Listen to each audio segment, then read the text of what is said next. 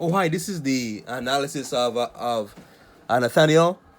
For this video here, no, I'm just looking at wasted potential, or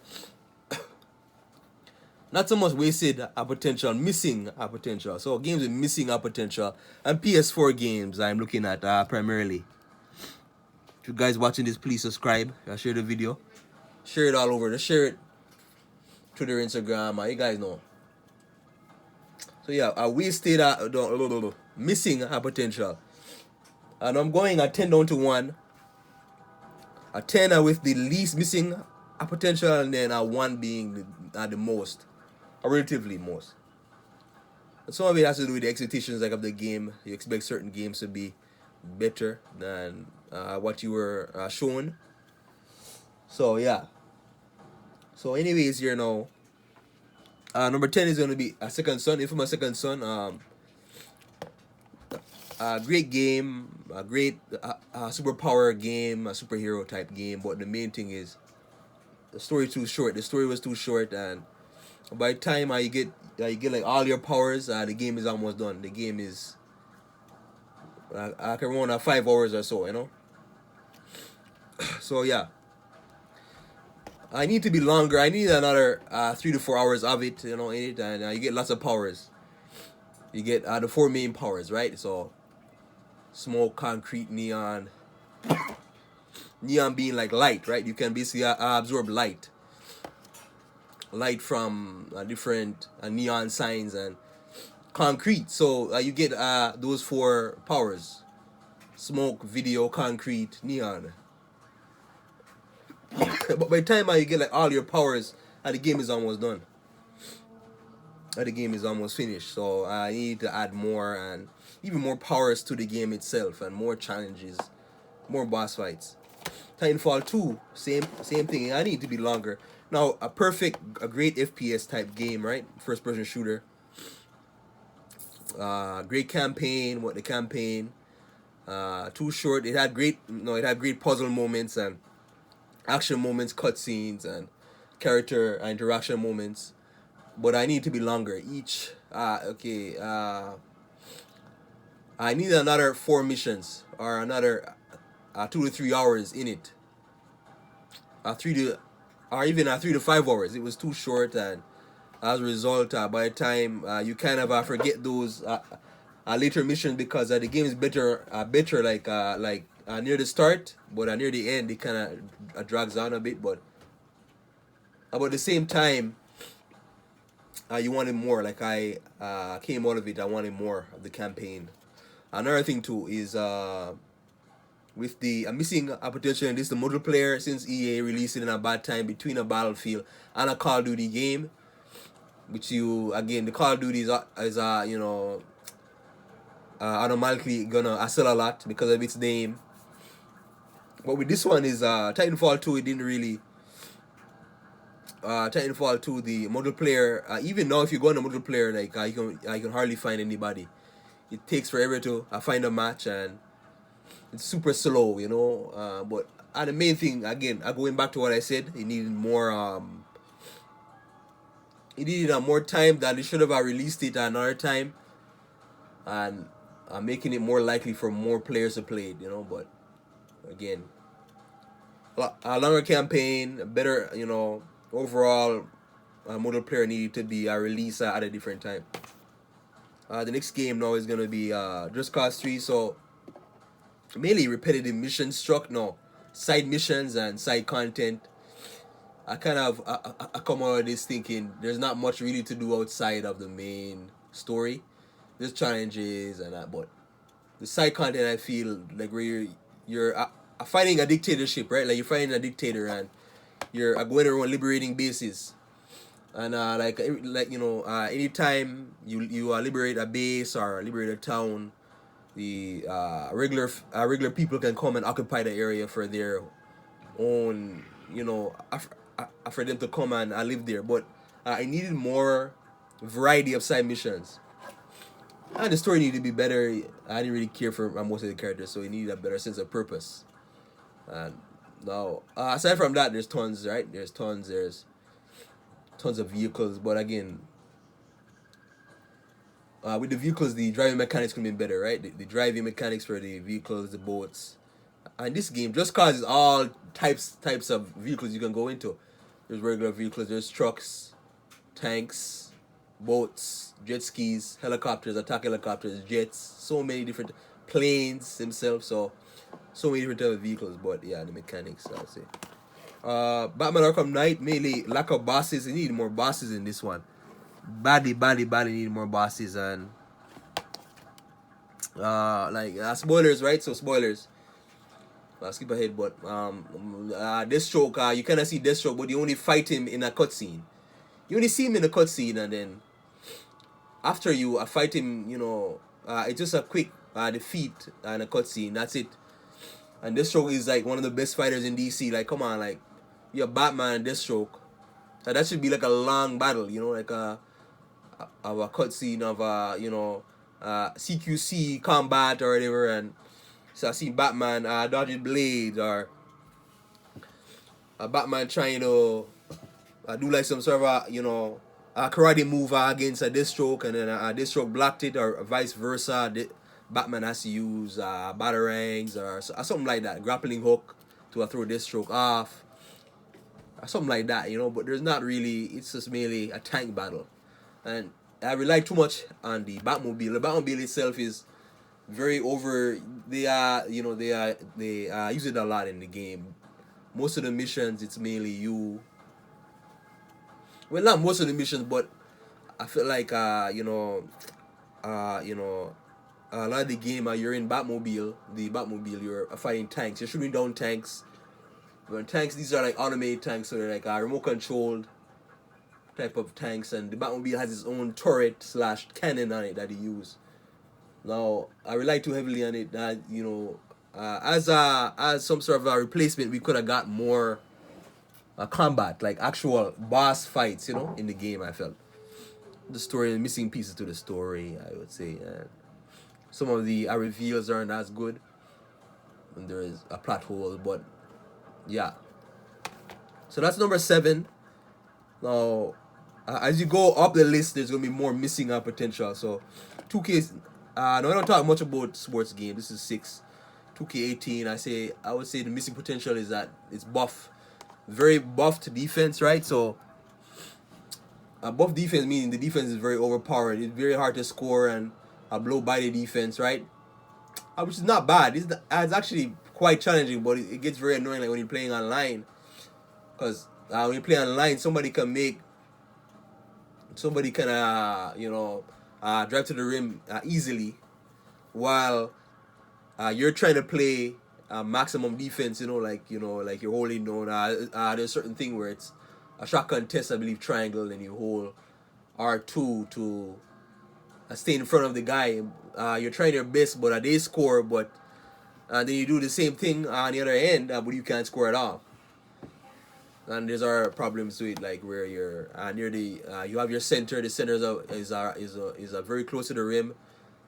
A defender is near him, but nowhere near him to be able to block his shot, and then for some reason, like you still miss. Yeah, even though like you're wide open basically. The defender is the animation has it so the defender is not ready to block your shot. He's rushing towards you, but he's not there yet. So defense. And overall, my team, microtransactions again, very microtransaction heavy. If you don't spend money to get more packs, and the packs are making you more likely to get the better players, the diamonds, the pink diamonds and all that. You guys know the amethyst type cards. No, yeah, the microtransactions, and the overall draft system in my team didn't work because you could have a team of all point guards. You're a very small team. How are you gonna rebound the ball? How are you gonna, how are you guys gonna guard the other team's center? So the draft system, because I ignored positions, that was really problematic. Next one now is gonna be MKX. Really, these the last 2 games should have been switched around, but MKX had it so I feel the roster was lacking. I didn't really like the roster. The story sucked. I hated the story. Now the fighting is not bad. I would say again the uppercuts, because they buffed up the uppercuts. It can get very annoying. I played 2v2 a lot with my brother. He destroyed me just off of overpowered uppercuts. And yeah, no. Again, going back to the roster, I would say I'll take that back. Overall, the roster is not bad. It's just that it had a lot, added a lot of characters I didn't care about. The new generation of fighters, right? So Kunjin's son, Kun Lao's son. I believe you had Kasikeji's son, Jax's daughter, something like that. So that was very, like you had them in the as a part of the roster, and like it took out big guys, like big characters in it. Like you didn't have Scarlet, you didn't have what's his name again, Shao Kahn. I didn't have other players in it like going back Rain. I didn't have what's his name again? What's his name? He was in he's in 11, but he's not in this one. I can't remember their name. Shang Tsung. There's no Shang Tsung, so I'm missing characters in them. And the DLC characters I didn't like that much, mainly because I'm not really into horror, and they introduced Alien and Predator, but I'm not really into those type of things. So yeah, but overall, again, the story, the roster, overall fighting mechanics, again, the mechanics could be more fluid, smooth out. You need more time. So that's number 5. So we're in top 4 now. Number 4 is Watchdogs. I would say Watchdogs, looking back at it, it's not as bad as I thought it was. But main thing is that the open world feels very bland and boring. Almost like a cardboard cutout or something. Glitches as well. There's glitches. Obviously, you had the graphical downgrade at the time. People were saying that the graphics were kind of because what they showed in E3 from many years ago. The graphics in E3 was way better than what they showed here. So again, that caused problems. The main character, he's not bad, but again, kind of bland too. Overall, the driving needed mechanics. The driving mechanics needed work. The shooting mechanics needed work, and I find that the game was too easy at times. So you could just blow past missions quickly. It's a lot of hacking. Basically, you have the ability to hack cell phones, street lights, all that, cameras. So yeah, a lot of. And the multiplayer I didn't really care for.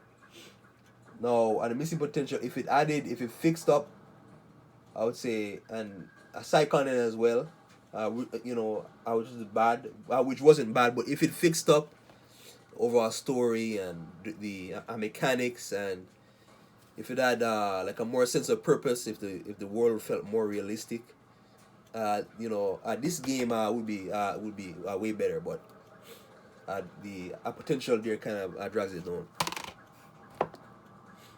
Number 3 is Shadow of Mordor. Game I recently bought, one of my newer games, but Shadow of Mordor had something. It's ultra repetitive, where you're just going. It's like a Lord of the Rings, right? So orcs, we got orcs, and then the orcs are basically they are taking over like this land, right? Middle Earth, I believe it's called. Then you're kind of like a demon. No, you're kind of like a spirit/demon or whatever. The superpower spirit/demon. I don't remember, but I kind of look at Aragorn. I don't remember his name. I'm not good with Lord of the Rings, but your character, you basically gotta hunt down orcs. So orc warlords, they have like their big army, right? So that's mainly like what the game is: hunt down this, hunt down this one, this. There's no variety. There's absolutely no variety. I feel now. The upgrades aren't bad. The overall progression system, but overall that got very old quickly. Now there's tracking. You have the ability to track certain enemies, right, with your spiritual abilities. But overall, the overall repetitiveness really takes away from the game. If it wasn't as repetitive, it needed more variety. If you added more variety to the game I would be way better. Yeah, I just needed more. I don't know. It's just weird. And overall, fighting, I can tell I was trying to mimic kind of a Witcher 3 slash. I'm trying to think. What's another game that's in this genre that I was trying to mimic? A Witcher 3. I'm trying to think. But anyways, yeah. But overall fighting mechanics could have been better.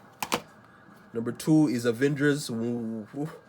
With 2020, so tons of missing things. Now I would say great story, a great Avengers story.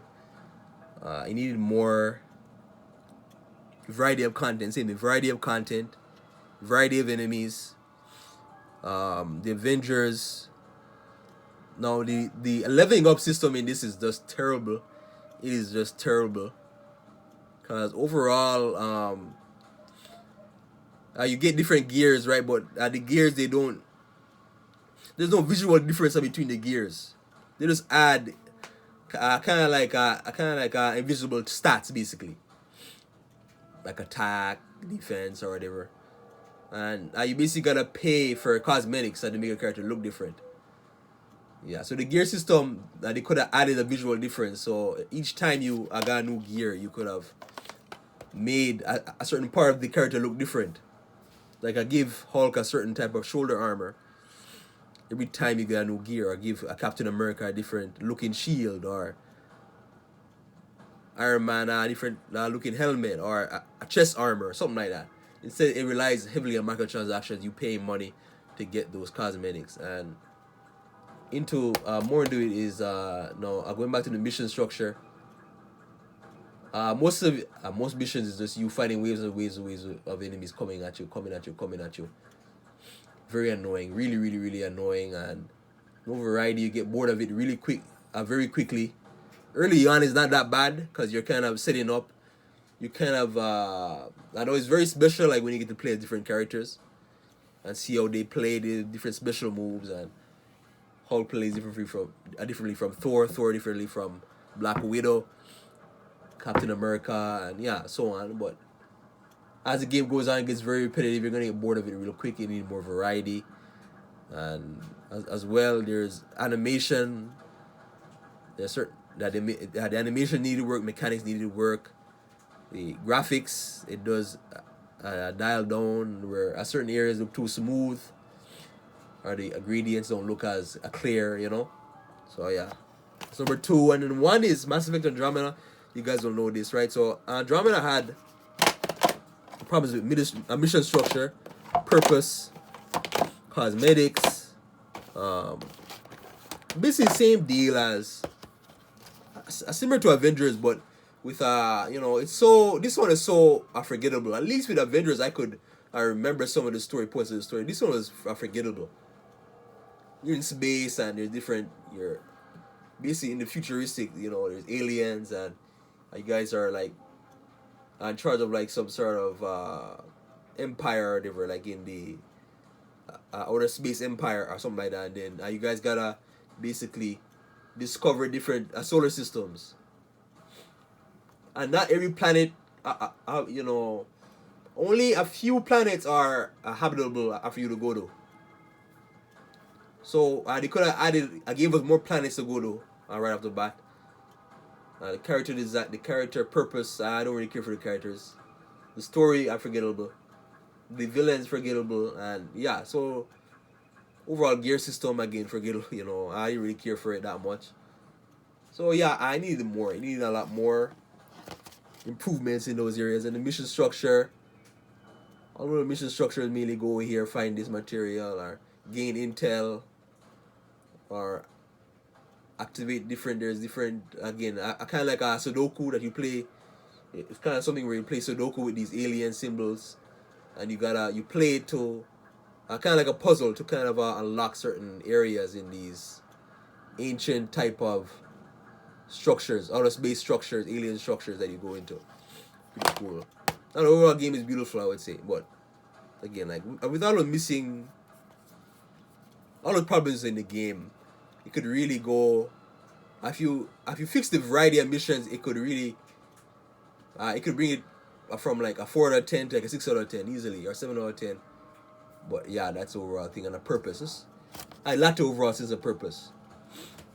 That's the main thing. So again, PS4 games and